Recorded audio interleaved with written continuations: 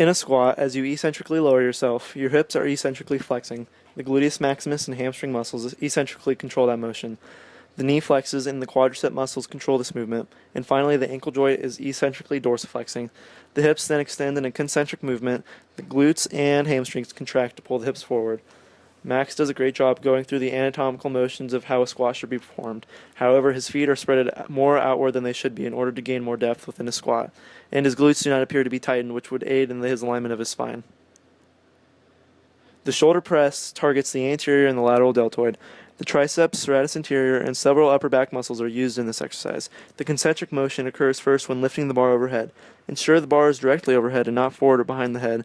When coming back down, slow the eccentric phase in order to engage the muscle fibers and keep the tension in the deltoid to maximize the workout.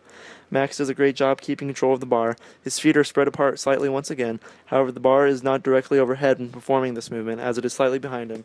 This leads to overcorrecting of the error with poor back positioning. If unattended and not corrected, it could potentially lead to injury with a heavy weight.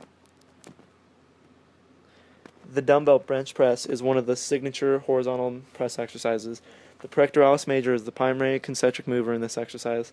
The anterior deltoid and coracobrachialis assist the pectoralis major muscles in the eccentric and concentric phase. Finally, the triceps help to extend the elbow during the concentric phase. When doing a bench press, especially with dumbbells, it is important to keep the weights in control and to complete fluid and concise movements with the weights moving around, without the weights moving around. Max does this very well, slowly moving through the concentric phase while exploding through the eccentric phase with the dumbbells.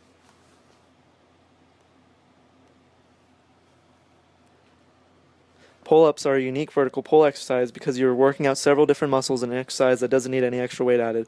It can be performed with various grips to activate various muscle groups. The pull-up uses the upper back muscles such as the rhomboid major, the teres minor, the deltoids, triceps, serratus anterior, and latissimus dorsi to complete the movement.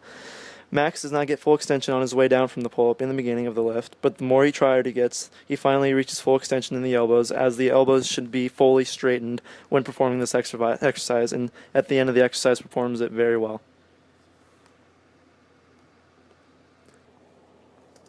The one-arm row is performed when the posterior deltoids, the trapezius, and the latissimus dorsi are activated. Proper technique in this exercise includes fluid motion in both the eccentric and concentric phase, with the arm moving in a linear line, emphasizing tightening of the scapula at the end of the concentric movement.